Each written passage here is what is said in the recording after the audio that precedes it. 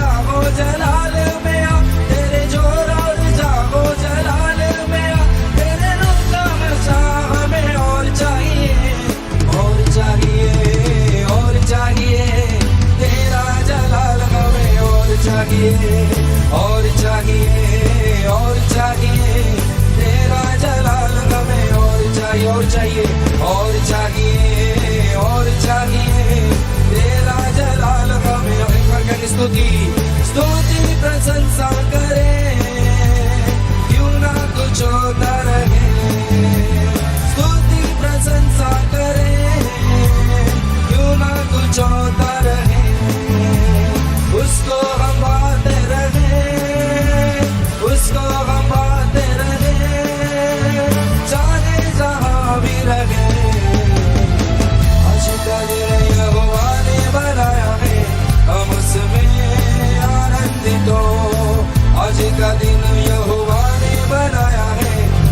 उसमें आनंदित हो, हम उसमें आनंदित हो, हम उसमें आनंदित हो। परमेश्वर के नाम की स्तुति और महिमा हो। आइए हम अपने आप को, अपने आंखों को बंद करेंगे और परमेश्वर से कहेंगे, प्रभु जी ये जो संसार में जो बातें चल रहे हैं प्रभु, हम उस पर नहीं बल्कि आपके ऊपर भरोसा रखते हैं। ये गीत को गाकर परमेश्वर के नाम की आराधना करेंगे। भंवर के बीच में तू कहता है थम जा, रुक जा, तू मेरी ताकत है, तू मेरा ईमान है, तू मेरी चट्टान है। मेरे प्रिय परमेश्वर का वचन कहता है यीशु मसीह हमारा चट्टान है। जब ये गीत को आप सुनते हैं और मेरे साथ मिलकर परमेश्वर की आराधना करते हैं, हर एक शब्दों के लिए परमेश्वर का धन्यवाद करें और शब्दों के अनुसार आप अपने हृदय को तैयार करें, ताकि जो कुछ आप कहेंगे जरूर परमेश्वर वैसे ही बनकर हमारे साथ रहे। Thank you, Jesus.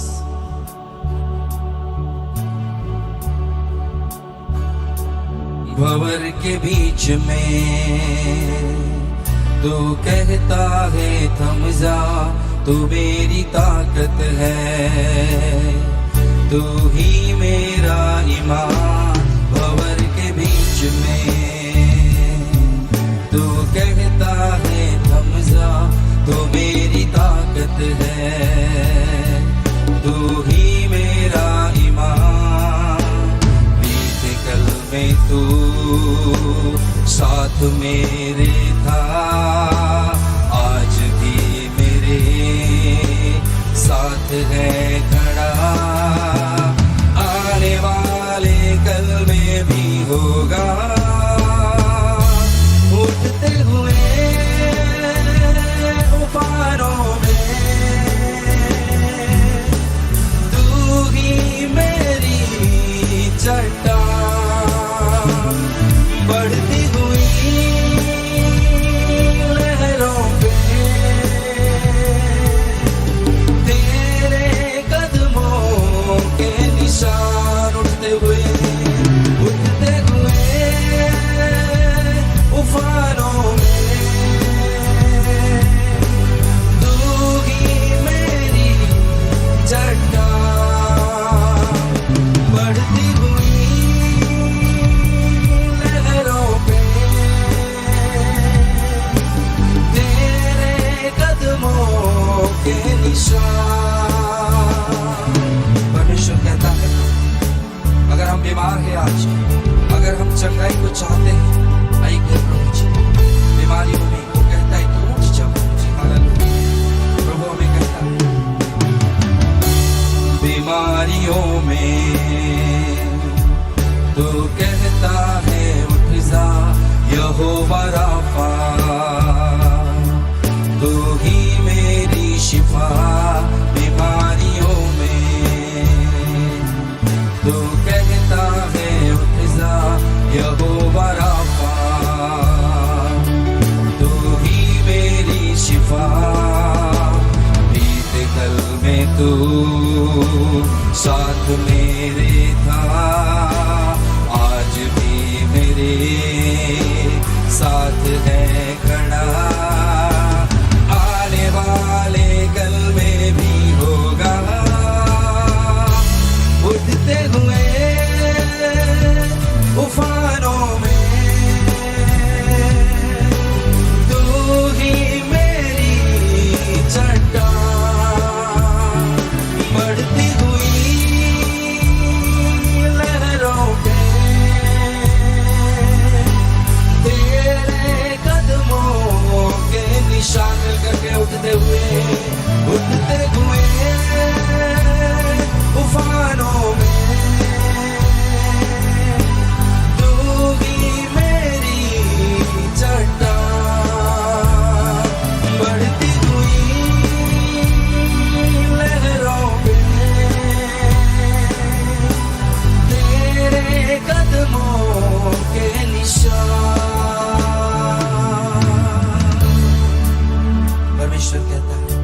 परमेश्वर कहता है मैं तेरे संग और साथ से होता हूँ।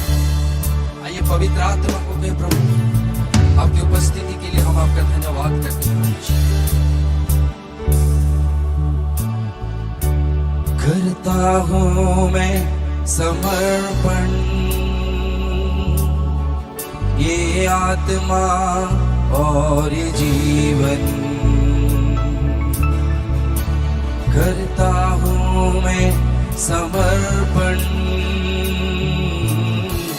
ये आत्मा और ये जीवन। हाथों को उठाकर मैं घुटनों पे आ रहा हूँ, शीश को झुकाकर मैं दिल से ये कह रहा हूँ, पवित्र आत्मा,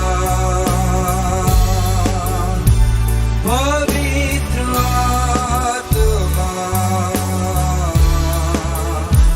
पवित्र आत्मा, पवित्र आत्मा।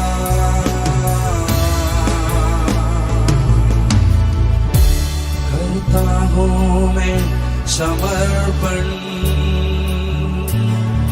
ये आत्मा और ये जीवन। करता हूँ मैं समर्पण, ये आत्मा और ये जीवन। हाथों को उठाकर मैं घुटनों पे आ रहा हूँ, शीश को झुकाकर मैं दिल से ये कह रहा हूँ, पवित्र आत्मा, पवित्र आत्मा, पवित्र आत्मा, पवित्र आत्मा। तू आजा अपनी सामर्थ में हमें भर दे, अपनी प्रेम से खुदा। तू आजा अपनी सामर्थ में हमें भर दे, अपनी ताकत से खुदा। तू आजा अपनी सामर्थ में हमें भर दे, अपनी अग्नि से खुदा।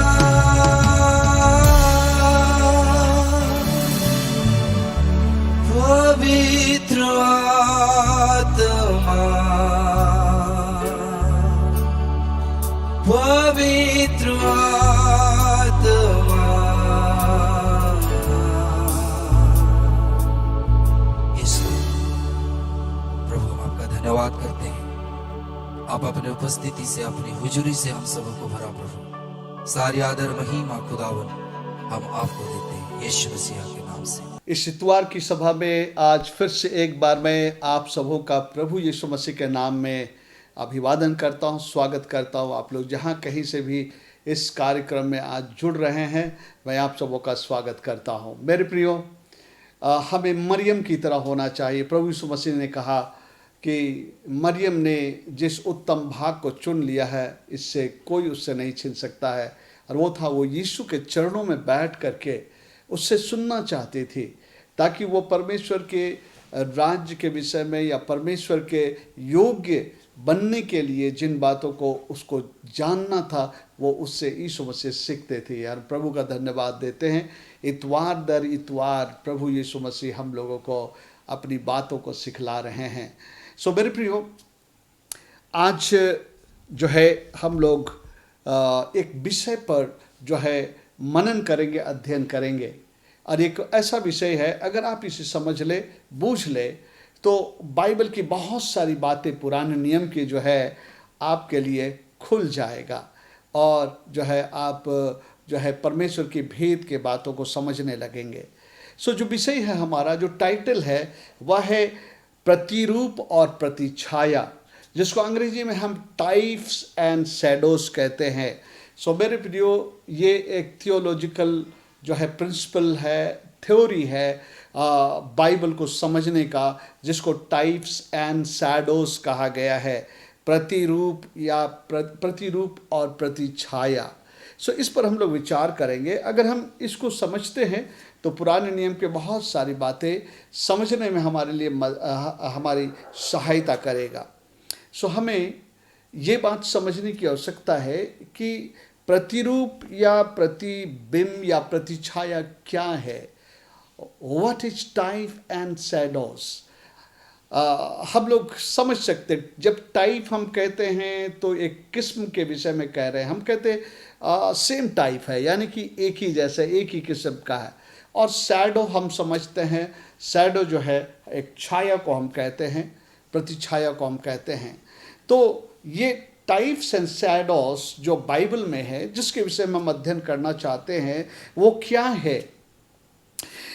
मेरे बात को ध्यान से सुनिएगा। टाइप्स एंड शैडोज का परिभाषा क्या है। प्रतिरूप पर प्रतिछाया वे बातें हैं जो बाइबल के इतिहास में किसी व्यक्ति, किसी स्थान या किसी घटना से संबंधित है, जो कि भविष्य में अर्थात नए नियम के समय में एक आत्मिक रीति से जो है वो घटना घटित होने वाला है। फिर से एक बार बताता हूँ। प्रतिरूप और प्रतिछाया वे बातें हैं जो बाइबल के इतिहास में किसी व्यक्ति, किसी स्थान या किसी घटना से संबंधित है और वो घट चुकी है, लेकिन उसकी परिपूर्णता या उसका फुलफिलमेंट जो है भविष्य में नए नियम के समय में होना है। या इसको और भी उस पर एक बात मैं ऐड कर सकता हूँ। पुराने नियम में एक मॉडल या नमूना का उदाहरण जो यीशु मसीह में आगे चलकर नए नियम में पूरी होती है। सो पुराना नियम जो है वो टाइप एंड शैडोस है और उसकी परिपूर्णता नए नियम में आती है। नए नियम में उसको हम लोग होते हुए देखते हैं। मेरे प्रियो, प्रतिछाया या प्रतिरूप जो है वो असली नहीं होता है। वो किसी विशेष चीज का वो जो है एक छाया होता है। जब हम पर प्रकाश पड़ता है किसी जो है एंगल से, तो हमारा छाया बनता है। कभी कभी हम देखते हैं वो छाया हमारे सामने की ओर बढ़ता है, कभी कभी वो छाया हमारे बगल की ओर बढ़ता है। और अगर उस छाया को आप देखेंगे तो उस छाया में आपको सिर भी दिखेगा, हाथ भी दिखेगा, चलता हुआ पाँव भी दिखाई देगा, लेकिन वो छाया आप नहीं है। वो आपका जो है, आपका जो इमेज है उसका एक जो है प्रतिरूप है, प्रतिबिंब है। वो असली रूप नहीं है। असली तो आप हैं जिसकी छाया वहाँ बन रही है। तो बाइबल में कई भविष्यवाणी, कई पुराने नियम की बातें जो है, जो उसमें घटना के रूप में घटी, किसी व्यक्ति के बारे में, किसी स्थान के विषय में, किसी घटना के संबंध में, वो बातें भविष्य में नए नियम के समय में किसी व्यक्ति, किसी स्थान के विषय में या किसी घटना के विषय में वो उस बातों को प्रकट करता है। जब हम लोग बाइबल में देखते हैं तो पुराने नियम के विषय में एक वचन लिखा है। आइए हम लोग पढ़ते हैं। इब्रानी उसका 10 अध्याय में जब हम लोग पढ़ते हैं कि पुराने नियम में बहुत सारी बातें थी जिसके बारे में वो लिखता है कि उसको लोग किया करते थे, उसका प्रैक्टिस करते थे, उन बातों को अपने जीवन में जो उनको बताया गया था मूसा के द्वारा, उन लोगों के द्वारा उसको वो किया करते थे। उसको इब्रानी की किताब में जब हम पढ़ते हैं तो उसके 10वें अध्याय में एक पद में हम पढ़ते हैं, क्योंकि व्यवस्था व्यवस्था जो मूसा के द्वारा दी गई थी, उसमें बहुत किस्म के विधि विधान थे, बलिदान थे, बहुत सारी चीज़ें थे। तो लिखा है क्योंकि व्यवस्था जिसमें आने वाली अच्छी वस्तुओं का प्रतिबिंब है, पर वो असली स्वरूप नहीं। देख रहे हैं पुराने नियम की कई बातें, क्या लिखा है, क्योंकि व्यवस्था जिसका वो लोग पालन करते थे, जिसका वो प्रैक्टिस करते थे, जिसको वो हर विधि विधान के साथ मानते थे, उसके बारे में लिख रहा है कि वो व्यवस्था जिसमें आने वाली अच्छी अच्छी वस्तुओं का प्रतिबिंब है, पर वो असली स्वरूप नहीं है। तो व्यवस्था जो पुराने नियम की बातें थी, उसमें जो घटना घटित हो रही थी, एक घटनाक्रम होता था, उसमें बहुत किस्म की बातें होती थी, और उसको कभी कभी हम यूं ही पढ़ लेते हैं तो लगता है कि एक कहानी है, एक घटना है। लेकिन मेरे प्रियो, वो मात्र कहानी या घटना नहीं है, आने वाली बातों का वो एक प्रतिबिंब है, शैडो है। 8 अध्याय में जब हम पढ़ते हैं तो यहाँ पर भी हम पढ़ते हैं पुराने नियम की बात को लेकर के, और जो वहाँ के याजक लोग किया करते थे, ये उसको मैं पढ़ ही देता हूँ, सुनिए। 8वां अध्याय। अब जो बातें हम कह रहे हैं उनमें से सबसे बड़ी बात यह है कि हमारा ऐसा महायाजक है जो स्वर्ग पर महामहिमन के सिंहासन के दाहिने जाकर के बैठा। पुराने नियम में याजक महायाजक होते थे, यहाँ पे महायाजक की बात हो रही है।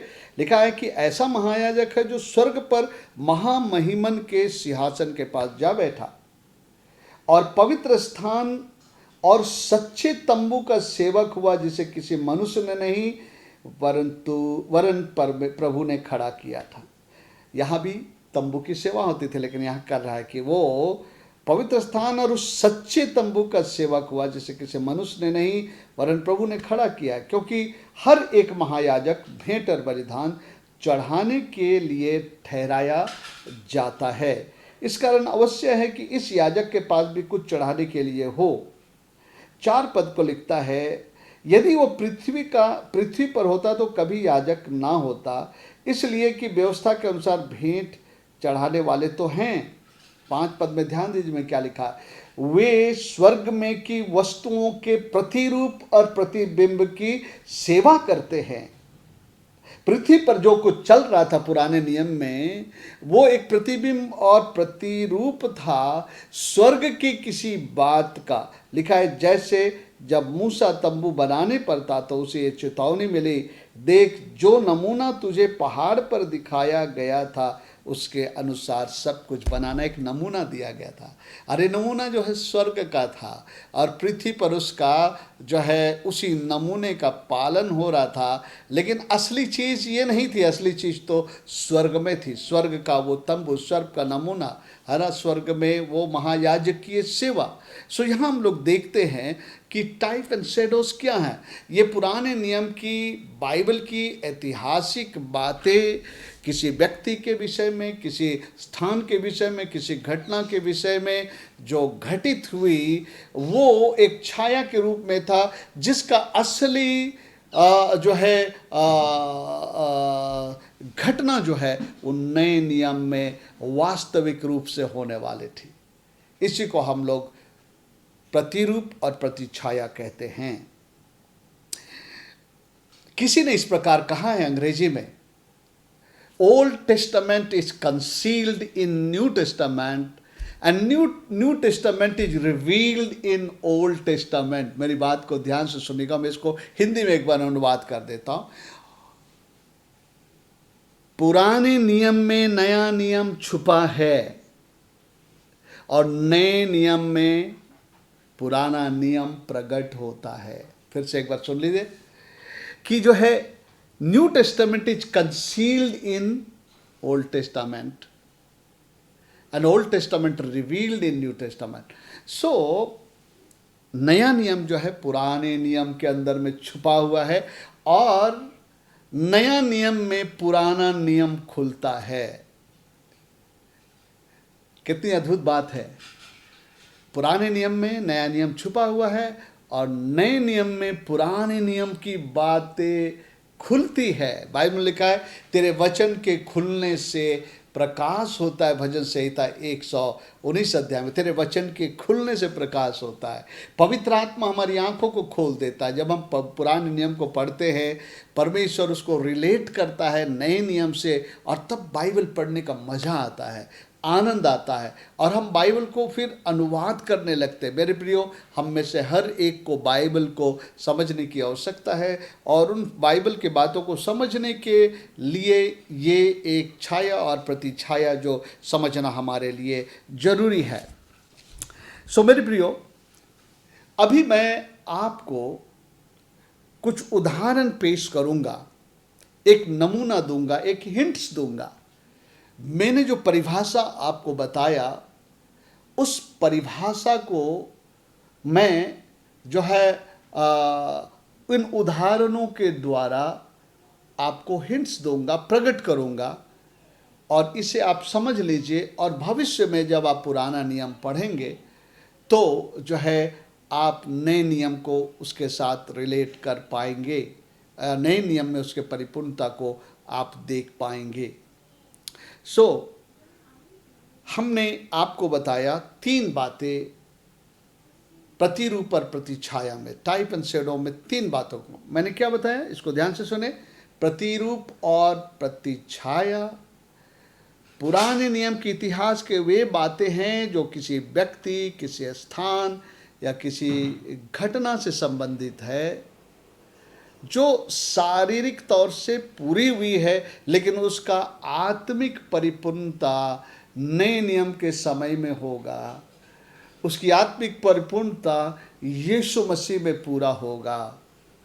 वो 3 बातों का मैं एक एक नमूना आज आपके सामने पेश करने जा रहा हूं, और उन नमूनों पर आप ध्यान दीजिए। तो 3 बातें मैं आपको बताऊंगा, व्यक्ति के संबंध में, कुछ उदाहरण स्थान के संबंध में, और कुछ उदाहरण बाइबल में घटित घटनाओं के विषय में। और आप देखिए कैसे जो है वो नए नियम में वो बातें खुलती है। ओके, तो सबसे पहले हम लोग टाइप्स के रूप में, शैडो के रूप में जो है हम लोग व्यक्ति के विषय में हम लोग विचार करेंगे, व्यक्ति के प्रतिरूप के विषय में। मतलब सेम टाइप जब कहते हैं तो हम देखते हैं कि कोई एक चीज़ है हमारे पास, एक कोई चीज़, और फिर आप जाते हैं कोई चीज़ वहाँ देखते हैं, अरे वो तो उसी टाइप का है। कहने का मतलब वो एक जैसा है। तो आपको समझ में आता है उसके बाद कि वो जब बाइबल में आप टाइप को समझते देखते तो आपके अंदर में एक प्रकाशन आ जाता। मैं क्या पढ़ रहा हूँ ओल्ड टेस्टामेंट में, और आप इंजॉय करेंगे बाइबल को। ओके, तो सबसे पहले हम लोग व्यक्ति के विषय में हम लोग बातचीत करते हैं। और मैंने क्या बताया कि पुराने नियम का कोई व्यक्ति जो है उसका फुलफिलमेंट यीशु मसीह में आके होता है ना। तो पुराने नियम का कई लोग हैं जो यीशु मसीह के टाइप में है। वो टाइप है, वो ओरिजिनल नहीं है। असली चीज़ जो पुराने नियम में परमेश्वर किसी व्यक्ति घटना के बारे में, वो एक्चुअली वो इशारा कर रहा है कि कुछ 1000 साल के बाद में जो है बिल्कुल ऐसे ही प्रकार का कोई व्यक्ति जो है कुछ आत्मिक बातों को जो है वो परिपूर्ण कर देगा। आइए हम लोग देखते हैं। सबसे पहली बात, मैं यूसुफ के बारे में बातचीत करना चाहता हूँ। हम सभी लोग यूसुफ से वाकिफ़ है, हमें उस चैप्टर्स को पढ़ने की आवश्यकता नहीं है। यूसुफ याकूब का बेटा था, बहुत ही प्रिय बेटा था, और जो है यूसुफ को बाइबल में यीशु मसीह का प्रतिरूप कहा गया है, यीशु मसीह का टाइप है। देखिए, जब एक व्यक्ति के ऊपर में प्रकाश पड़ता है, जो शैडो है, शैडो एग्जैक्टली नहीं दिखता है एकदम हूबहू, थोड़ा जो है उसका कैरेक्टर उसमें दिखता है, लेकिन सब हूबहू नहीं दिखता है। इसलिए ओल्ड टेस्टामेंट में कई लोग होंगे जो आप देखेंगे तो यीशु मसीह के जैसा है, और यीशु मसीह उन लोगों की ज़िंदगी से जो घटना घटी है, यीशु मसीह के द्वारा उसका एक आत्मिक परिपूर्णता घटित हुआ, जिसका परिणाम आज हमें आशीषित दे सकता है। पुराने नियम की घटना हमें आशीषित नहीं कर सकती थी। पुराने नियम का घटना को शायद लोगों ने एक कहानी, एक मतलब कि बात ऐसी समझा होगा, उससे हमें फ़ायदा नहीं हो रहा था, लेकिन वो एक इशारा था। ऐसे ही एक व्यक्ति होंगे, जब वो आएंगे, जब उसमें बातें घटित होगी, तो उसके द्वारा हमें विशेष आशीष मिलेगा। सो यूसुफ के बारे में हम लोग थोड़ी देर सोचते हैं। बहुत ही सरल रीति से मैं ये बातों को रख रहा हूँ। ओके, यूसुफ के विषय में एक बात थी कि यूसुफ के भाई उनसे घृणा करते थे, उससे प्रेम नहीं करते थे। हम लोग जानते हैं कि याकूब यूसुफ को प्रेम करता था, और जब हम लोग कहानी को पढ़ते हैं तो यूसुफ के भाई जो है उससे घृणा करते थे। जो स्वप्न उसने देखा था, जो बातें उसने प्रकट की थी, इन सारे बातों को लेकर वो लोग यूसुफ से घृणा करते थे। उसके बाद यूसुफ के जीवन की एक बात हम लोग देखते ही, यूसुफ अपने जवानी के समय में एक बहुत ही भयंकर परीक्षा में भी पड़ा। और वो परीक्षा क्या था? एक व्यभिचार का परीक्षा। पोतीफर की पत्नी के द्वारा उसका जो है परीक्षा हुआ। यूसुफ का परीक्षा बहुत सारी बातों में हुआ, लेकिन मैं आपको जस्ट उस घटना को दिखा रहा हूँ कि पोतीफर की पत्नी जो है उसके साथ व्यभिचार करना चाहती थी, और ये परीक्षा वो उसकी ओर से आया। उन्होंने कहा कि वो उसके साथ जो है सोना चाहती है। मेरे प्रियो, लेकिन यूसुफ वहाँ से भाग निकला अपने ऊपरी कपड़े को छोड़कर। इसके कारण उससे और भी सजा हो गया, क्योंकि उस पर झूठा इल्जाम लगा। उसके बाद हम लोग देखते हैं बहुत सारी परिस्थितियों से, कष्ट के समय से गुजरता है, लेकिन हम लोग देखते हैं कि यूसुफ आखिर में जो है अपने परिवार और अपने लोगों का छुड़ाने वाला और उनके ज़िंदगी को बचाने वाला बना।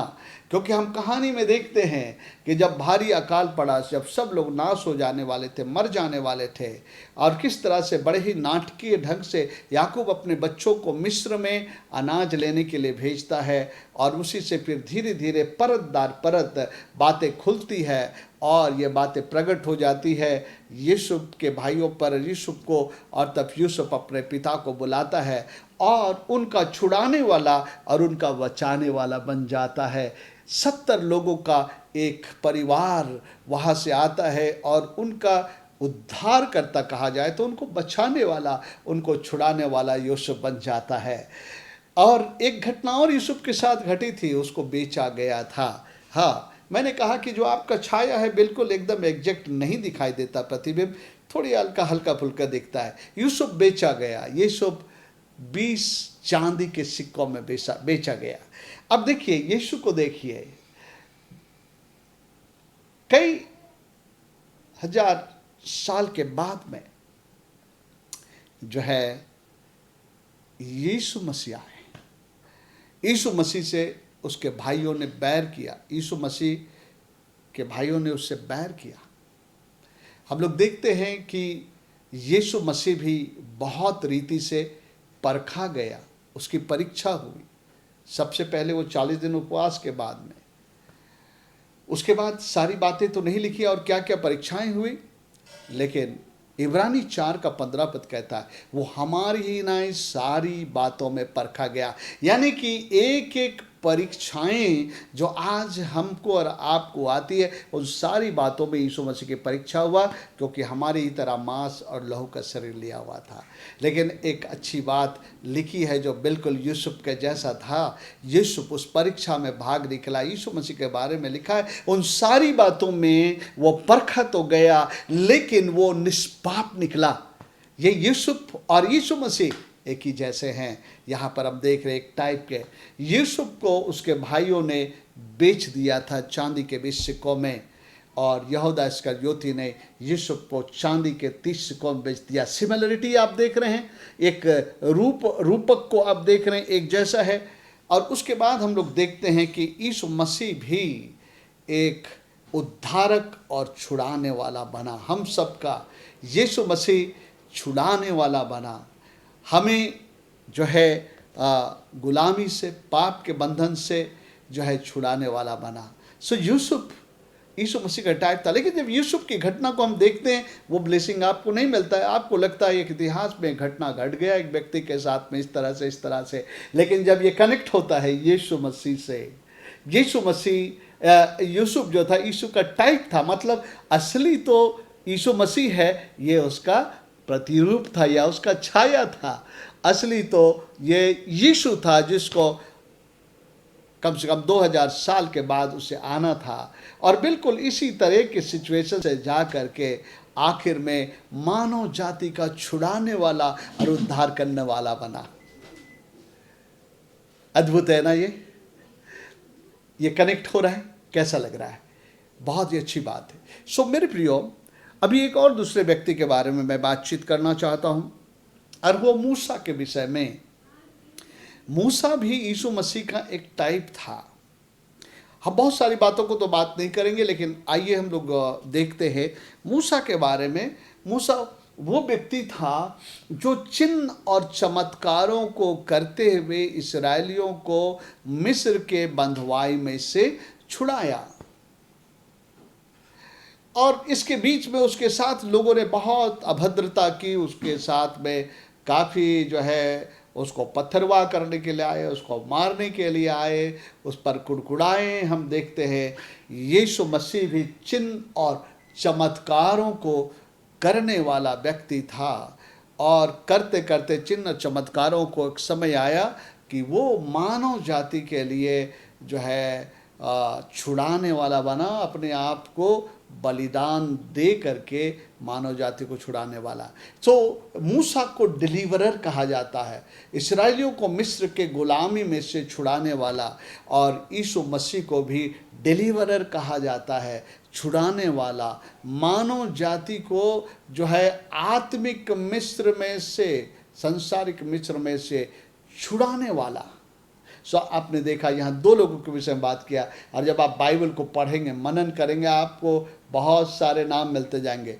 एक दिन में ये सारी चीज़ें मैं आपको नहीं बता सकता हूँ, लेकिन जब एक हिंट्स दे रहा हूँ, मैंने कहा एक हिंट्स दे रहा हूँ समझने के लिए। ये हिंट्स आपको बाइबल पढ़ते पढ़ते बहुत लोगों को जो यीशु के टाइप में थे आपको समझ में आने लगेगा। बहुत सारे लोग यीशु के टाइप में हैं। ओके, अभी आप खुद से खोजिएगा, अगर नहीं समझ में आएगा तो आने वाले दिनों में मैं कभी आपको वो लिस्ट दूंगा, जिससे आप समझेंगे कि कौन कौन यीशु के टाइप में थे। और जब आप उसको स्टडी करेंगे तो यीशु से मिलता जुलता उनका हूबहू जीवन था, सब एग्जैक्ट नहीं था। मैंने कहा कि छाया हमारा बिल्कुल एग्जैक्ट नहीं दिखता है ना, वैसे ही प्रति छाया में या टाइप में जो लोग हैं उसके सारी बातें नहीं, लेकिन कम से कम 80-90% बातें यीशु मसीह की ओर इशारा करता है। तो उससे हम समझते हैं कि ओल्ड टेस्टामेंट में ये एक टाइप जो था वो जो है हमारे लिए जो है एक व्यक्ति के रूप में। ओके, एक व्यक्ति के विषय में मैं बात कर लेता हूँ, अब्राहम के विषय में और इसहाक के विषय में। यीशु मसीह परमेश्वर का पुत्र है, परमेश्वर का बेटा है, उसका प्रिय पुत्र है। या इसहाक भी अब्राहम का प्रिय पुत्र था, बुजुर्ग अवस्था में उसे पुत्र मिला था और उसका प्रिय पुत्र था। और एक दिन परमेश्वर ने अब्राहम से कहा कि अब्राहम तू अपने पुत्र को मेरे लिए बलिदान चढ़ा। परमेश्वर उसे परखना चाहता था, क्या अब्राहम मुझसे प्रेम करता है अपने पुत्र से बढ़कर, क्या मुझे अपने पुत्र को वो बलिदान दे सकता है। परमेश्वर ये जांचना चाहता था। और अब्राहम यूसुफ को लेके बलिदान चढ़ाने के लिए गया। इसहाक कहता है पिता लकड़ी तो है, आग का प्रबंध हो गया, लेकिन मेमना कहाँ, बलिदान कहाँ है। और अंग्रेजी क्या लिखे, God will himself provide a sacrifice, परमेश्वर खुद अपना बलिदान उपलब्ध करेगा। यूसुफ जो है यीशु का टाइप है, अब्राहम पिता परमेश्वर का टाइप है यहाँ पर, जो अपने पुत्र को चढ़ाने के लिए तैयार है। सो ये इसहाक जो है यीशु का टाइप है, यीशु का प्रतिरूप है। सो मेरे प्रिय, जब आप बाइबल को पढ़ेंगे तो आप देखेंगे बिल्कुल यही घटना, पिता परमेश्वर ने अपने पुत्र को बलिदान चढ़ाया, यीशु मसीह को। सो इसहाक यीशु का टाइप। इस तरह से बाइबल में आपको जब पुराने नियम को ध्यान से आप पढ़ेंगे, कई लोग आपको मिलेंगे जो यीशु के प्रतिरूप है, और फिर ये कनेक्ट होगा आपके यीशु मसीह के जीवन से। और जब ये सत्य आपके जीवन में कनेक्ट होगा और आप उस यीशु मसीह से कनेक्ट हो गए, सो ब्लेसिंग आपको मिलेगा। पुराने नियम में ये मात्र एक स्टोरी था, एक स्टोरी था। इससे किसी को कोई फ़ायदा होने वाला नहीं था कि एक घटना घटा, एक बुजुर्ग व्यक्ति था, उसको संतान हुआ, परमेश्वर ने मांगा, लोगों ने सुना अरे कितना बड़ा ये, कि कितना बड़ा सेक्रीफाइस करने चला गया ये, लेकिन उस समय इससे किसी को कोई फ़ायदा होने वाला नहीं था। लेकिन नए नियम के समय में जब ये यीशु मसीह पर इसहाक की बात फुलफिल हो गई, तो वहाँ से हमारे लिए आशीष का जरिया निकल आया। Praise the Lord. ओके मेरे प्रियो, अब मैं आगे चलना चाहता हूँ। मैंने कहा था प्रतिरूप या प्रतिछाया वे बातें हैं जो बाइबल के इतिहास में किसी व्यक्ति, स्थान, घटना से संबंधित है। सो मैंने व्यक्ति के संबंध में बात किया, तीन व्यक्तियों के बारे में बात किया जो यूसुफ, मूसा, इसहाक, वो यीशु के प्रतिरूप थे, टाइप थे। पुराने नियम में, इतिहास में एक घटना बन गए वो। नए नियम में एक आत्मिक परिपूर्णता जो है यीशु मसीह में हुई, जो रियलिटी जो था वो यीशु मसीह में आकर के पूरा होता है। पुराने नियम की बातें आने वाली अच्छी अच्छी बातों के प्रतिरूप और प्रतिबिंब हैं। ओके, आइए अब हम लोग देखेंगे स्थान के संबंध में। केवल मैं एक ही स्थान को लेकर के आपसे बातचीत करूंगा कि स्थान भी जो है हमसे बातें करता है। इतिहास के में उन स्थानों में जिनका नाम लिया गया है, जिस पे किसी प्रकार का जो है परमेश्वर का कुछ जो है कुछ घटनाएं उसमें से जुड़ी हुई है, तो वो स्थान भी आज हमसे बातें करती है। वो स्थान भी एक छाया या प्रतिरूप था, एक टाइप था। ओके, आइए हम लोग दो जगह का नाम लेते हैं। एक मिस्र का नाम लेते हैं जो बाइबल के इतिहास से जुड़ा है, और एक कनान का हम नाम लेते हैं, ये भी बाइबल के इतिहास से जुड़ा है।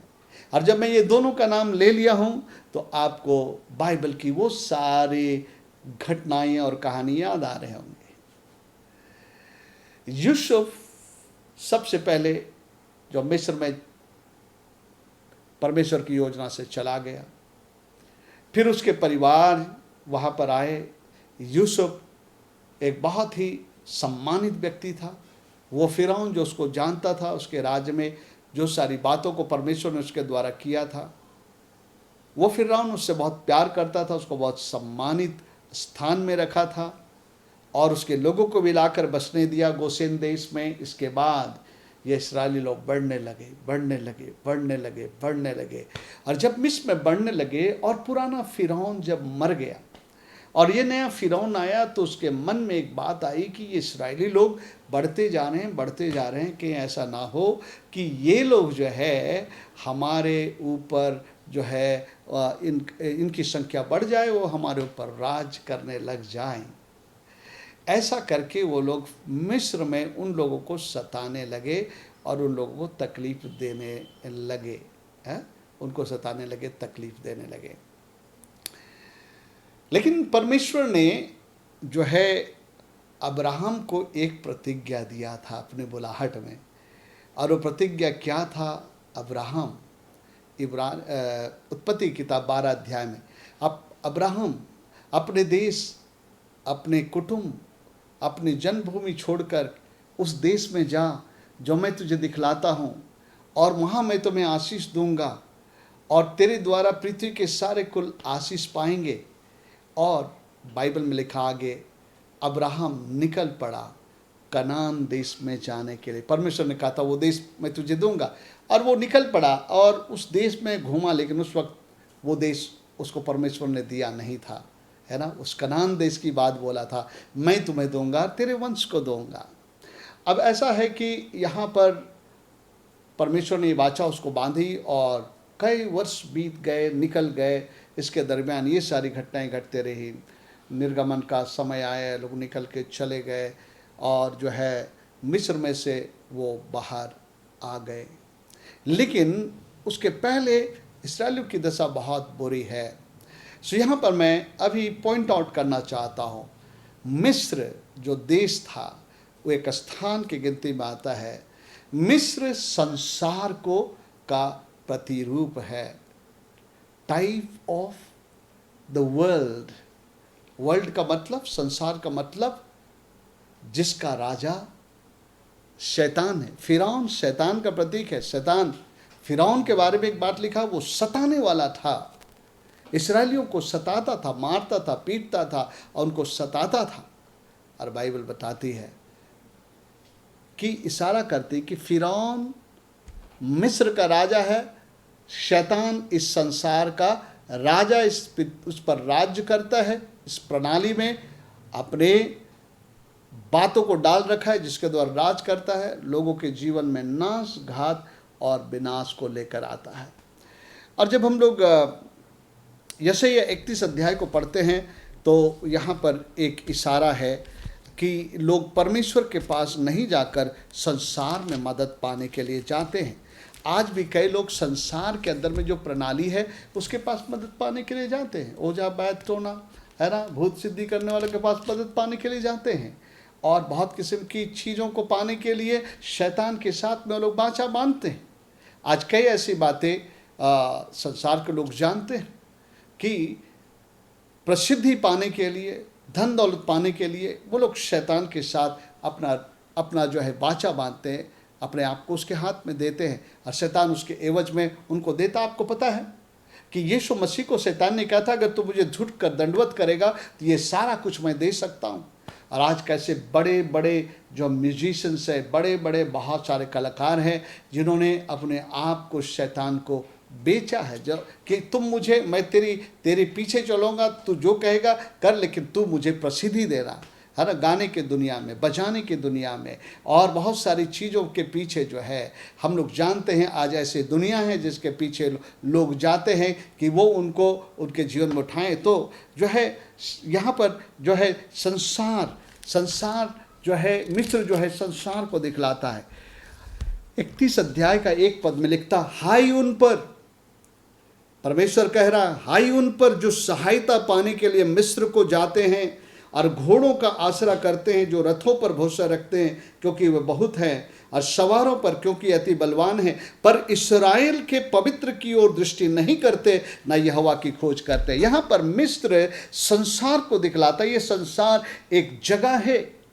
मैंने कहा कि पुराने नियम में घटित घटनाएं जिन स्थानों में हुए हैं उसका एक अर्थ है ना, जिसका एक स्पिरिचुअल फुलफिलमेंट है।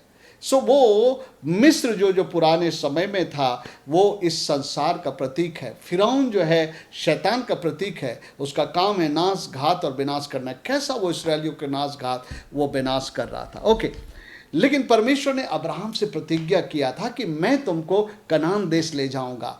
अब इस वक्त जब इस्राएली लोग बड़े ही कठिन समय में हैं, उन्हें सताया जा रहा, हर दिन कोड़े खाने पड़ते और फिरौन के लिए काम करना पड़ता, बिना उनको सामग्रियां उपलब्ध किए गए उनको ईंट बना के देने पड़ते और जो है उनको किसी प्रकार का जो है तनख्वाह नहीं दिया जाता, बेगारी में खटाया जाता। एक उनका जीवन जो है उन्होंने कष्टमय, दुखमय, पीड़ित बना दिया। आज बाइबल बताती है फिरौन यानी संसार का राजा शैतान लोगों के जीवन को नाना प्रकार के समस्या, परेशानी, बीमारी, शैतानी बंधनों से, नाना किस्म के बातों से पीड़ित कर रखा है। तो परमेश्वर ने कहा था और एक जगह के बारे में, अब्राहम से कहा था कनान देश के बारे में, मैं वो देश तुम्हें दूंगा। सो अभी परमेश्वर, जब इस्राएली लोग बहुत पीड़ा में हैं, तो आइए हम लोग देखते हैं कनान भी एक प्रतिरूप है, एक प्रतिछाया है। कनान किसका टाइप है? कनान स्वर्ग राज्य का टाइप है, स्वर्ग देश का टाइप है, क्योंकि परमेश्वर कहा था कि मैं तुम्हें निकाल करके कनान देश में ले जाऊंगा। आइए हम लोग निर्गमन की किताब को हम लोग खोलेंगे, पढ़ेंगे। जब इस्राएली लोग बहुत कठिनाई से गुजरने लगे तो परमेश्वर को अपनी वाचा याद आई जो उसने इब्राहिम के साथ बांधा था। आइए मैं आपके लिए पढ़ता हूँ। ओके, यहाँ पर हम लोग क्या देख रहे हैं? स्थान एक प्रतिरूप के रूप में जिसकी तुलना हम लोग कर रहे हैं। ओके, आइए 2 अध्याय 23 पद से, बहुत दिनों के बीतने पर मिस्र का राजा मर गया। इस्राएली कठिन सेवा के कारण लंबी लंबी सांस लेकर आहें भरने लगे और पुकार उठे, और उनकी दुहाई जो कठिन सेवा के कारण हुई वह परमेश्वर तक पहुंची। उनकी पीड़ा और दर्द पर 24 पद में लिखता है, परमेश्वर ने उनका कराहना सुनकर अपनी वाचा को जो उसने इब्राहिम, इसहाक और याकूब के साथ बांधी थी स्मरण किया। वाचा क्या था? उनको जो है कनान देश देने का।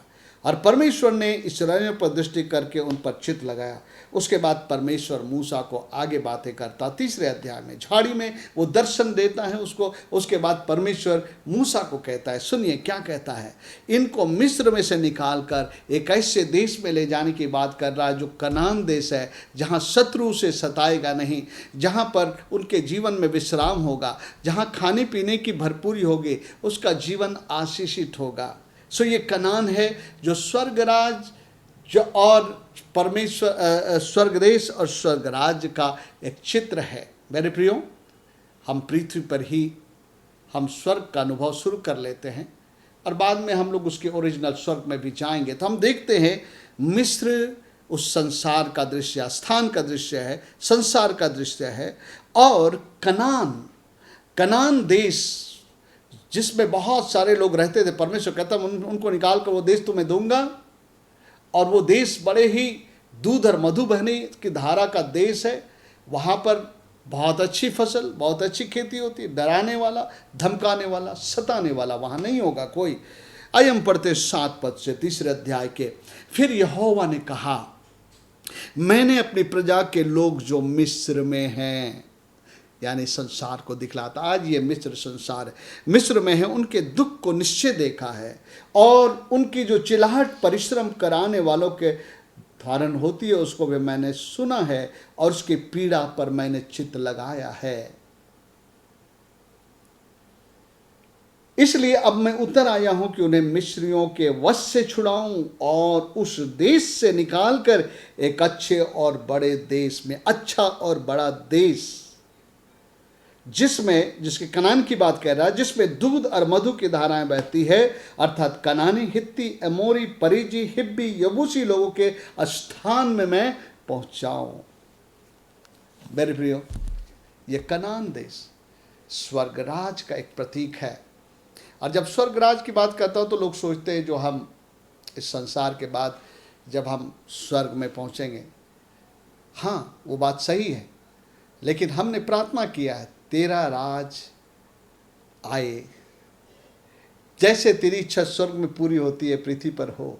उसका मतलब है जब तक हम शरीर में हैं, प्रभु के लोग जो मिस्र में से यानी संसार में से, शैतान के गुलामी में से यीशु मसीह को ग्रहण करके बाहर निकले हैं, वो लोग कनान के अनुभव में अब प्रवेश कर रहे हैं, जहाँ शांति है, खुशी है, आनंद है, आशीषों की भरपूरी है। मेरे प्रियो, उसका अनुभव हम यहीं से शुरू करते हैं, और जब समय आएगा शरीर छोड़ करके स्वर्ग में जाने का, हम लोग वहाँ भी उसको हम लोग देखेंगे। सो हम लोग देखते हैं कनान स्वर्ग देश का, स्वर्ग राज का एक प्रतीक है, और हम लोग जानते हैं कि मूसा ने उन लोगों को वहाँ पर जो है निकाल करके पहुँचाया। सो यहाँ हम लोग देखते हैं, इस रीति से मैंने आपको हिंट्स दिया है, आने वाले समयों में जब आप बाइबल को पढ़ेंगे तो विभिन्न स्थानों का प्रकाशन आपको मिलेगा, कनेक्ट होगा परमेश्वर की बातों से। सो हम देखते हैं कैसे पुराने नियम के समय का ये मिस्र और कनान किस रीति से एक आत्मिक फुलफिलमेंट को दिखलाता है। और परमेश्वर ने कहा था कि मैं तुम्हें कनान देश में लेकर के जाऊंगा, लेकिन कालेब और यहोशू को छोड़ करके कोई कनान देश में प्रवेश नहीं कर पाए, क्योंकि वो लोग प्रभु में बने नहीं रहे, उसके प्रति विश्वास योग्य नहीं रहे, इसलिए वो जंगल में ही नाश हो गए। उस रेस्ट में, उस विश्राम में वो प्रवेश नहीं कर पाए। इब्रानी 3 अध्याय को पढ़ेंगे तो वहाँ आप देखेंगे कि वहाँ लिखा है कैसे आज्ञा नहीं मानने वाले, परमेश्वर को क्रोध दिलाने वाली प्रजा जो है उस विश्राम में नहीं प्रवेश किया, उस कनान में नहीं प्रवेश किया।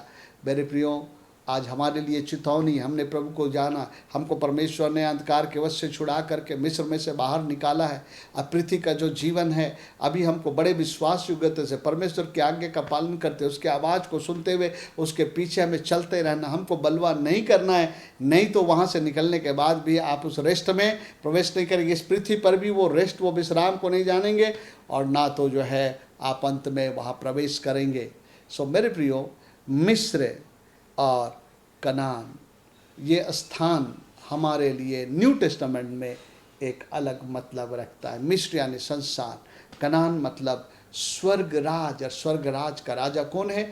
यीशु मसीह है। और हम लोग देखते हैं कुलुस्सियों का 1:13, उसने तुम्हें अंधकार के वश में से छुड़ा करके प्रिय पुत्र के राज में प्रवेश करा दिया। ये सारी घटनाओं का अब मैं आपको स्क्रिप्चर दे रहा हूँ पढ़ने के लिए। समय बचाने के लिए मैंने पूरी स्टोरी बताया, और चूंकि हम लोग इससे वाकिफ़ हैं इसलिए मैंने हर बातों को बाइबल से निकाल कर नहीं पढ़ा है, लेकिन आपको ये रेफरेंस दे रहा हूँ।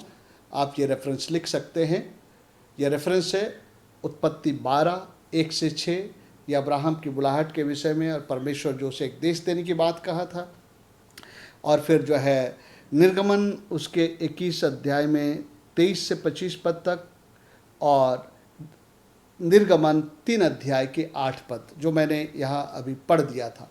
सो मेरे प्रियो, मिस्र और कनान, इन दो जगहों का हम एक आत्मिक फुलफिलमेंट के बारे में हमने बात कर लिया। अब हम तीसरी बात के विषय में बात करेंगे। फिर से एक बार मैं उस परिभाषा को दोहराता हूँ। प्रतिरूप या प्रतिबिंब, टाइप और शैडो, वे बातें हैं जो बाइबल के इतिहास में किसी व्यक्ति, किसी स्थान या किसी घटना से संबंधित है, जो उस वक्त घटी है, लेकिन उसका एक आत्मिक रीति से पूरा होना नए नियम के समय में होता है। और बहुत बार वो सीधे सीधे डायरेक्टली यीशु मसीह से जुड़ी हुई बातें होती है।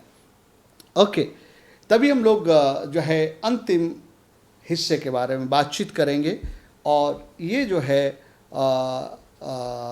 घटना से संबंधित है। कई घटनाएं बाइबल में घटी है, हम लोग उसे कहानी के रूप में जानते हैं, लेकिन मेरे प्रियो वो मात्र एक कहानी नहीं था। परमेश्वर भविष्य में होने वाली बातों को एक पिक्चर वो दिया था। हमेशा उसके फुलफिलमेंट के बारे में हमेशा वो पिक्चर देता है।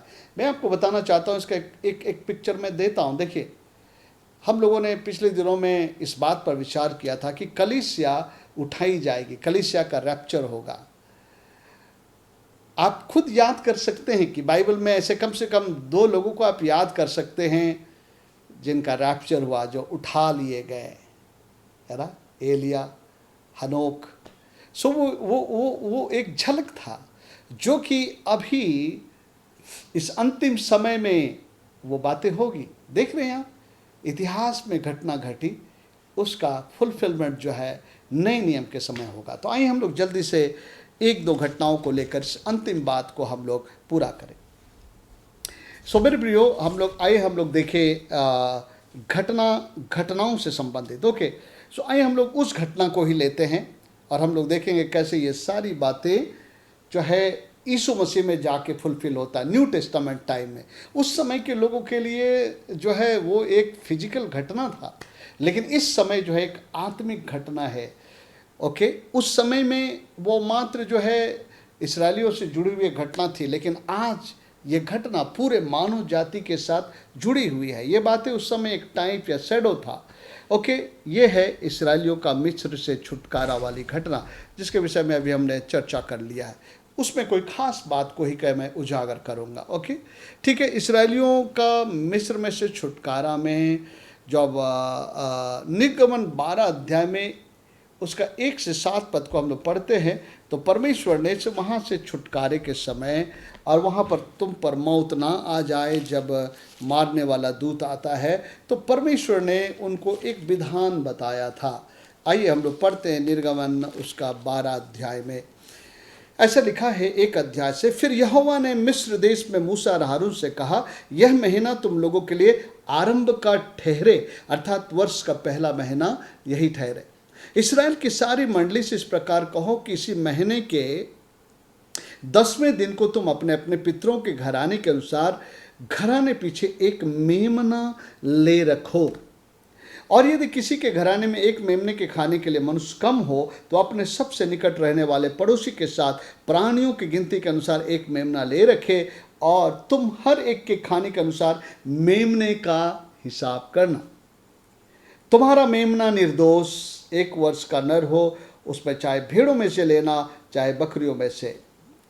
इस महीने के 14वें दिन तू उसे रख छोड़ना, और उस दिन गोधूली के समय इस्राएल की सारी मंडली के लोग उससे बलि करें। तब वे उसके लहू में से कुछ लेकर जिन घरों में मेमने को खाएंगे उनके द्वार के दोनों अलंगों, चौखट दोनों अलंगों, द्वार के दोनों अलंगों और चौखट के सिरे पर, मतलब जो दरवाजा है उसका चौखट जो उसके बिल्कुल ऊपर सिर पर और दोनों अलंगों में।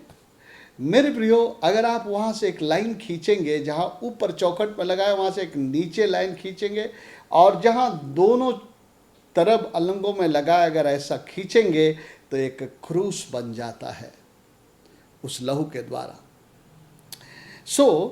यहाँ पर हम लोग देखते हैं इसमें मेमने को मारना, लहू को उसके अलंगों में लगाना ताकि मृत्यु उन तक ना आए। यह घटना नए नियम में यीशु मसीह में पूरा होता है, और जब वो परिपूर्णता आती है तो इसका ब्लेसिंग पूरे मानव जाति को मिलता है। हम लोग जानते हैं यीशु मसीह भी एक निष्कलंक निर्दोष मेमना बना, क्योंकि यूहन्ना उसका जो है 1 अध्याय 29 पद में कहता है, यूहन्ना देखकर यीशु को, देखो ये परमेश्वर का मेमना है जो जगत का पाप उठा ले जाता है। कैसे वो पाप उठा के ले जाएगा? बाइबल में लिखा है कि यीशु मसीह हमारे लिए बलिदान हुए, हमारे लिए लहू को बहाए, है ना। क्रूस कलवरी पर वो हमारे लिए मरे, हमारे लहू को बहाया।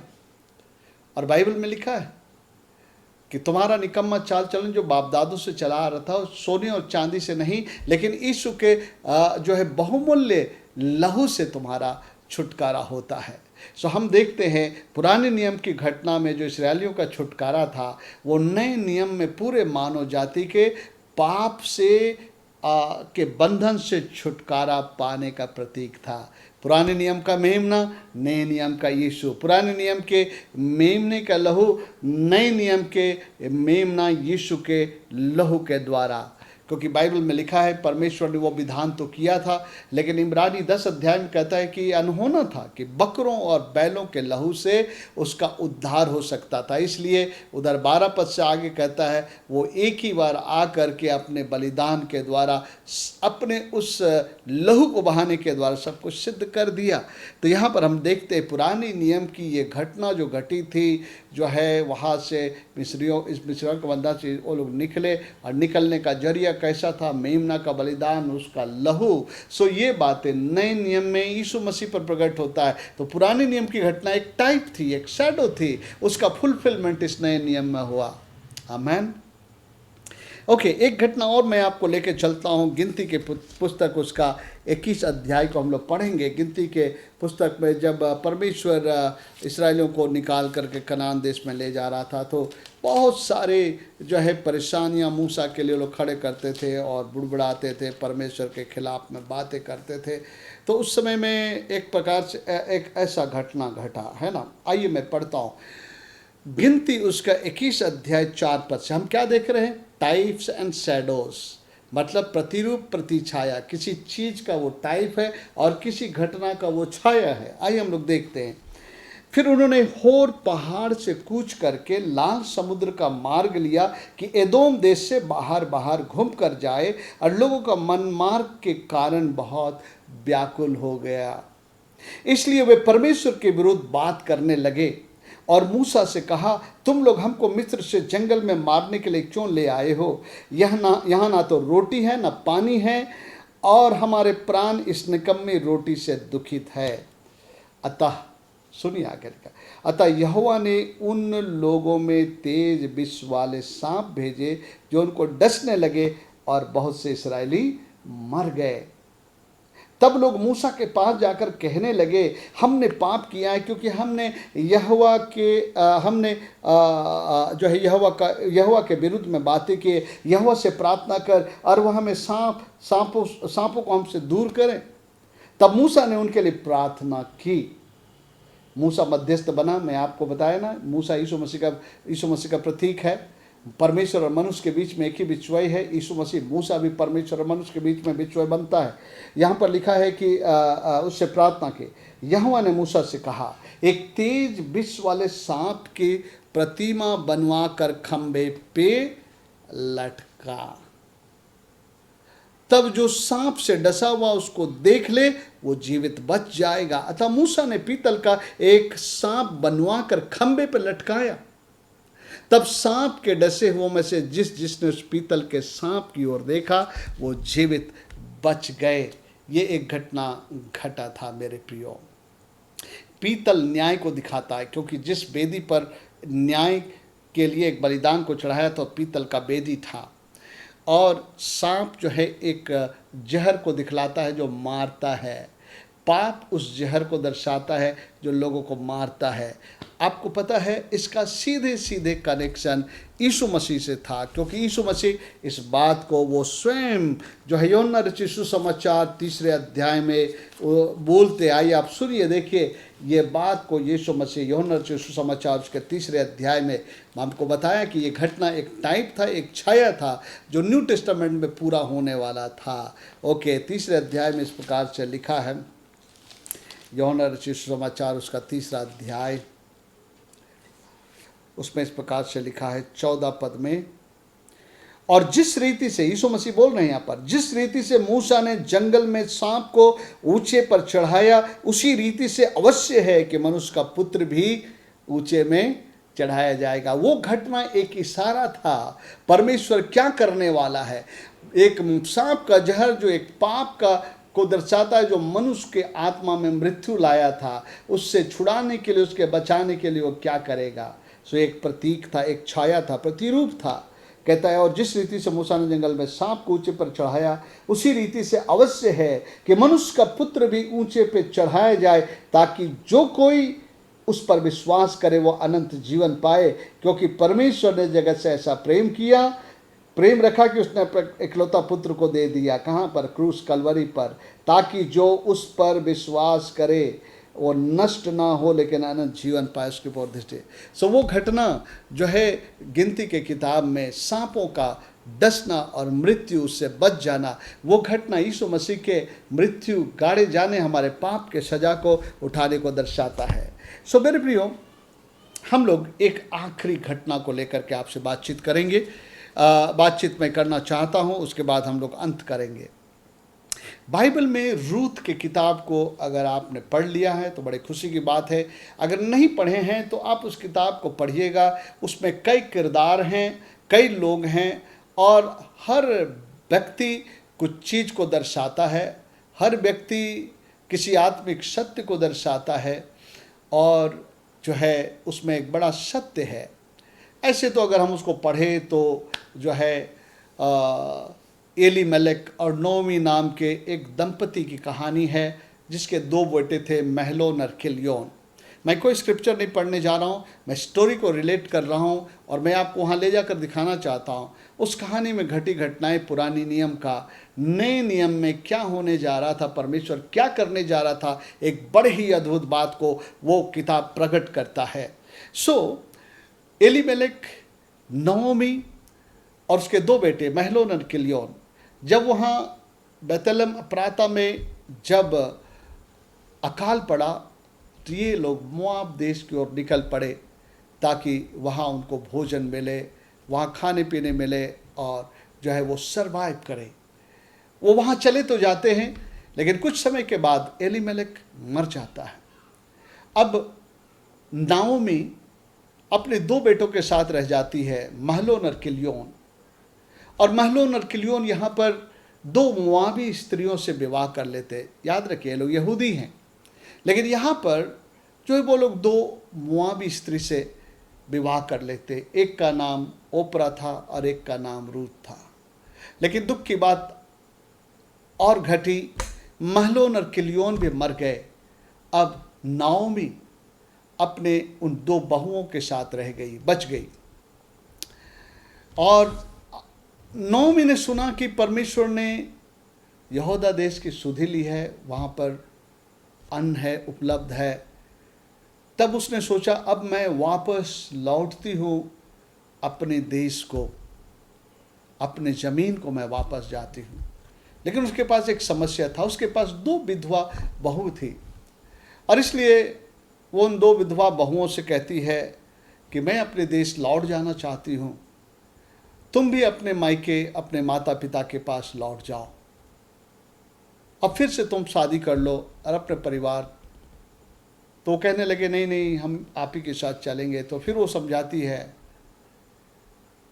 क्या मैं अपनी कोख में और बच्चे को जन्म दे सकती हो कि तुम उतने दिन तक इंतज़ार करो और उनसे तुम विवाह करो? क्योंकि पुराने नियम में एक व्यवस्था थी, अगर एक भाई की पत्नी मर जाती है तो वो उसके दूसरे भाई से शादी कर सकती है, और इस तरह से शादी होता था। हम लोग इस दृष्टांत को भी जानते हैं, जिसमें कहता है 7 लोग मर गए तो अब ये किसकी पत्नी होगी। सो कहती है कि अब वो भी समय नहीं रहा कि मैं तुम्हारे लिए बच्चे को जन्म दूँ और तुम्हारा उनके साथ विवाह हो, इसलिए बेहतर है तुम लौट जाओ। ओपरा रोई तो, लेकिन वो लौट गई। लेकिन रूत ने कहा कि मैं आपके संग ही जाऊंगी, आप जहां जाएंगे वहां मैं जाऊंगी, आप जहां रहेंगे वहां मैं रहूंगी, आपका परमेश्वर मेरा परमेश्वर होगा, केवल मृत्यु ही मुझे आपसे अलग करे। ऐसा कमिटमेंट जो है रूत का था। सो आखिर में नाओमी रूत को लेकर के यहूदा वापस आती है। बहुत सारी बातें मैं उनको छोड़ देता हूँ क्योंकि मैं जल्दी से उस पॉइंट पे पहुँचना चाहता हूँ। तो जब वो वापस लौट के जाते हैं तो उनके पास अपना ज़मीन था, अपना सब कुछ था, उनके पास खाने को नहीं है। तो अभी एक ज़मीन जरिया बन सकता है कि उस ज़मीन को मैं बेचूं तो जो है मेरी जीविका के लिए पैसे मुझे मिल सकते हैं, जिसका मैं आगे उपयोग करके अपने परिवार का देखभाल करूं। लेवी व्यवस्था में 25 अध्याय 25 पद में जो है एक व्यवस्था था कि अगर ऐसा कोई समय आए कि किसी के ज़मीन अगर बंधक में चली गई है, उसे छुड़ाना चाहता है या अपने ज़मीन को बेचना चाहता है, तो नियम था कि उसका जो सबसे निकट संबंधी है वही उसे छुड़ा सकता था, उसे खरीद सकता था। उसको छुड़ाना कहता था, उस ज़मीन को छुड़ा लेना। अगर वो बंधक में गया है या उस ज़मीन को खरीद लेना, उसको रिडिम्पशन कहा जाता था। और ऐसे में जब नाओमी वापस आई तो उसकी बहू बोली मैं जाती हूँ, मैं कुछ खेतों में जो है दाने बिनती हूँ, क्योंकि हम लोग जानते हैं इस्राएलियों को परमेश्वर ने कहा था कि जब तुम अपने खेत काटो और जो भी बालियाँ छूट जाएं उसको लेना नहीं, अनाथ विधवाओं गरीबों के लिए हो। तो वो चुनने जाती है और बोअज नाम के एक व्यक्ति के खेत में चुनने जाती है। बोअज एक बहुत ही धनी और बहुत ही सम्मानित व्यक्ति था, बहुत ही अच्छा इंसान था। जब बोअज खेत में आते हैं तो देखते हैं, स्त्री को पूछते हैं कि ये कौन है, क्या है जो ये चुन रहे। तो लोगों ने बताया कि ये उस विधवा नाओमी की बहू है और वो जो यहाँ पर आई है वो चुन रही है, और वो उस पर बहुत अनुग्रह कहता है, बोलते हाँ इसको यहाँ चुनने देना, बल्कि तुम अपने बालियों में से कुछ इसके लिए छोड़ देना।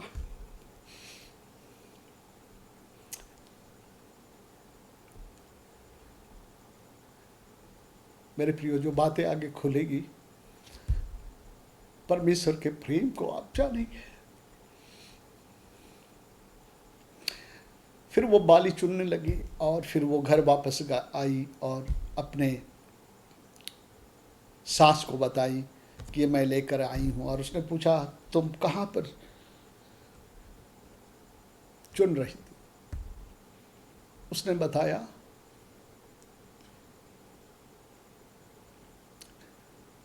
एक बोअज नाम का व्यक्ति था, उसके खेत में मैं चुन रही थी। उसने कहा बोअज हमारा नज़दीक का रिश्ता है, तुम उसी के खेत में चुनना। और उस तरह से वो चुनती है और उसके बाद जो है आती है। और एक दिन वो कहती है, नाओमी कहती है क्या मैं तुम्हारे लिए ठौर ना ढूंढूं? इसलिए तू आज रात को जाना, जब बोअज अपने खेत में, जब वो अपना खाना खा ले और जो दाखरस पीना पी ले, जब वो सो जाए, तो तू जा करके उसके चादर को उखाड़ कर उसके पैर के सामने सो जाना। उसने ऐसा ही किया। आधी रात को जब बोअज उठा, वो चौंक गए, यहाँ पर कौन है, और तब उसने बताया कि मैं रूथ हूँ, नाओमी की ये हूँ। आप हमारे नज़दीक के संबंधी, आप हमारे लिए कुछ कर सकते हैं, आप मेरे निकट संबंधी है, हमारे लिए छुड़ाने का काम आप कर सकते हो। सुबह के वक्त में बोअज ने उसे और भी अनाज दिया और कहा कि तू जा, मेरे से पहले और एक संबंधी है, उसका छुड़ाने का हक है। अगर वो छुड़ा ले, रिडीम कर ले, तब तो ठीक है।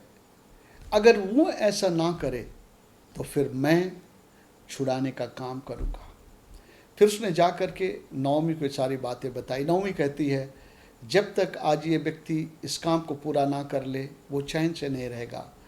अगले ही दिन उसने उस संबंधी को बुलाया जिसको इनका ज़मीन खरीदने का हक था, छुड़ाने का हक था, और उसने कुछ जो है प्रधानों को बुलाया और सामने बैठकर बातें किया कि नाओमी जो आई है उसका ज़मीन छुड़ाना है। और उसने कहा कि मेरा ये फलाना जो है व्यक्ति, ये पहले हकदार है उसके ज़मीन को छुड़ाने के लिए, खरीदने के लिए। सो ये बताएं वो खरीदेंगे या नहीं, क्योंकि अगला संबंधी मैं ही हूँ जो इनको मैं छुड़ा सकता हूँ। सो उनका वो संबंधी तैयार हो जाता है, कहता है हाँ मैं छुड़ाऊँगा। लेकिन उसने सोचा मुझे कल ज़मीन खरीदना है। लेकिन बोअज ने कहा कि तू उसके ज़मीन को छुड़ाएगा तो उसके बहू को भी तुम्हें लेना पड़ेगा अपनी पत्नी बनाने के लिए। तो उसने कहा नहीं नहीं नहीं, ऐसा ना हो कि मेरा भाग बिगड़ जाए, मैं इसे नहीं ले सकता हूँ। अब आप इसको, आप आगे इनका छुड़ाने वाला बन जाइए।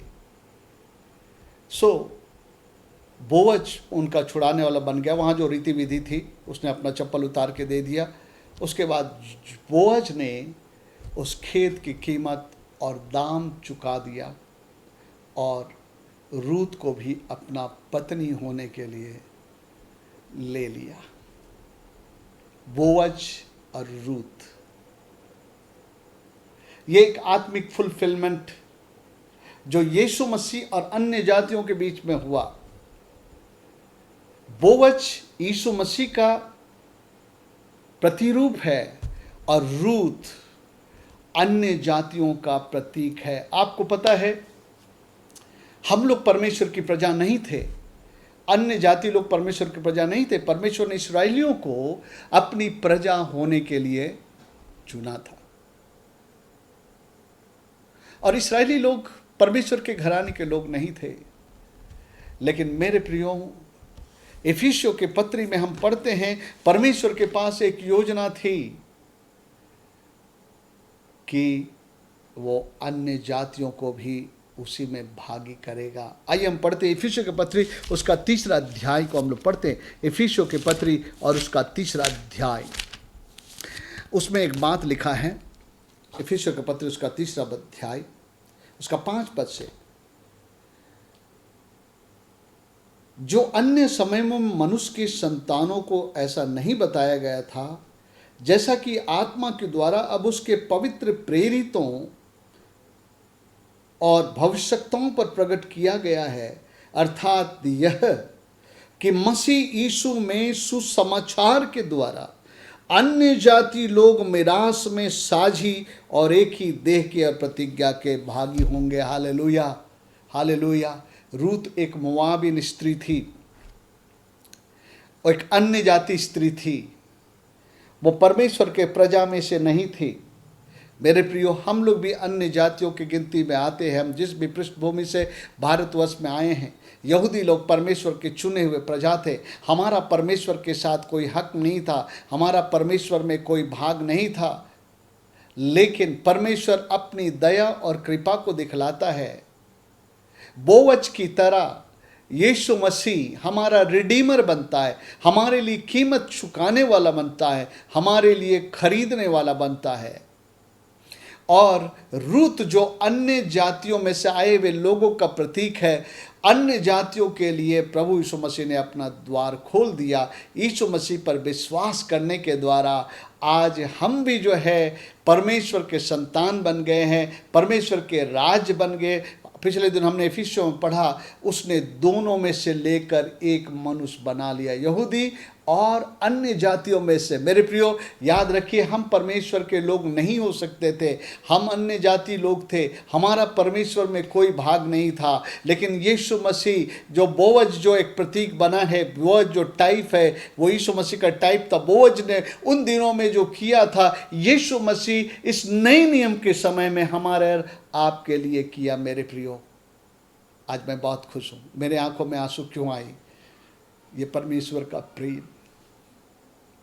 मैं और आप योग्य नहीं थे, हम परमेश्वर के लोग नहीं थे, परमेश्वर की प्रजा नहीं थे, लेकिन हमें उसने अपना लेपालक पुत्र बनाया, हमें उद्धार दिया, हमें क्षमा कर दिया, हमें स्वीकार कर लिया, अपना संतान बना लिया। सो बोअज यीशु मसीह का टाइप है और रूथ अन्य जाति में से आए हुए विश्वासियों का प्रतीक है। सो आप देख रहे हैं मेरे प्रियो, पुराने नियम की ये एक घटना नए नियम के समय में जो यीशु मसीह के द्वारा पूरी होने वाली थी। अन्य जातियों को प्रभु जो है अपने में जो है अपना जो है संतान बनाने के लिए, अपनी प्रजा बनाने के लिए जो कार्य किया था। सो मेरे प्रियो, ये है टाइप्स एंड शैडोज, प्रतिरूप और छाया। मैंने एक हिंट्स दिया है, अभी पूरे पुराना नियम हमारे लिए है। ये कहीं से न कहीं से कोई भविष्यवाणी हो, चाहे इतिहास में घटित घटना हो या व्यवस्था की बातें हो, जब आप देखेंगे तो वो सारी बातें पुराने नियम में टाइप्स एंड शैडोज है, जिसका फुलफिलमेंट में नए नियम में होता है। मेरे प्रियो, बाइबल आपके लिए बहुत इंटरेस्टिंग किताब बन जाएगा जब आप टाइप्स एंड शैडोज को समझ के इसके पीछे चलेंगे। सो मेरे प्रियो, मैं विश्वास करता हूँ आज आपने कुछ अच्छी बहुत ही अच्छा जो है सिद्धांत को सीख लिया है, एक थ्योरी को सीख लिया है जो आपको बाइबल में समझने में मदद करेगा और आप परमेश्वर को अप्रिशिएट करेंगे। पुराने नियम को पढ़ेंगे, वो आपके लिए नए नियम की बातों से जुड़ेगा, कनेक्ट होगा और आप परमेश्वर को अप्रिशिएट करेंगे। आपके लिए ये बाइबल खुलता जाएगा। परमेश्वर हम सबों को आशीष दे। आइए हम लोग प्रार्थना करें। प्यारे पिता परमेश्वर, मैं आपका धन्यवाद देता हूँ। पवित्र आत्मा परमेश्वर, मैं आपका धन्यवाद देता हूँ। पुत्र परमेश्वर, आपका धन्यवाद देता हूँ। खास करके पवित्र आत्मा परमेश्वर, मैं आपका धन्यवाद देता हूँ। आप हमारे शिक्षक हैं, आप हमारे सिखाने वाले हैं। आप परमेश्वर की बातों को हमारे लिए खोलते हैं, सिखलाते हैं। आपने इतनी अद्भुत बात को आज सिखाया कि पुराना नियम जो एक टाइप एंड शैडोस है, प्रतिरूप है, प्रतिछाया है, और वो किस रीति से नए नियम में आत्मिक रीति से इन बातों का फुलफिलमेंट हुआ है, कैसे ये बातें यीशु मसीह में फुलफिल हुआ है, कैसे ये बातें अन्य जाति लोगों के ऊपर में फुलफिल हुआ है। प्रभु, मैं प्रार्थना करता हूँ पवित्र आत्मा इसी तरह से हमें सिखाया कर। आज मैं कलीसिया के एक एक जन के लिए प्रार्थना करता हूँ, हर एक को तू आशीष दे, हर एक को छू। इस कोरोना के समय में मैं इन सबको यीशु के नाम में, यीशु के लहू से मैं ढांपता हूँ। प्यारे पिता परमेश्वर, इन सबों को सुरक्षित रहे, इनके चारों ओर स्वर्गदूतों का बाड़ा हो। घर से बाहर निकलते भीतर आते समय प्रभु तेरी रक्षा इनके ऊपर में हो। कोई भी रोगी और कोई भी बीमार है, कोई भी पीड़ित है, कोई भी चुनौतियों में जी रहे हैं, मैं उन सब पर यीशु मसीह के नाम में अधिकार लेता और आज्ञा देता, वो सारी चीज़ें जो कलीसिया के एक लोगों के जीवन से दूर हट जाए और प्रभु जी तेरे सामर्थी हाथों के नीचे सब लोग सुरक्षित हो जाए। प्रभु, मैं आपका धन्यवाद देता हूँ इस प्रार्थना को सुनने के लिए, यीशु मसीह के नाम में, आमेन। अब हमारे परमेश्वर पिता का प्रेम, उसके पुत्र यीशु का अनुग्रह और पवित्र आत्मा की सहभागिता हम सबों के संगत साथ सदा काल बनी रहे। आमेन। Praise the Lord. प्रभु आप सबको आशीष दे।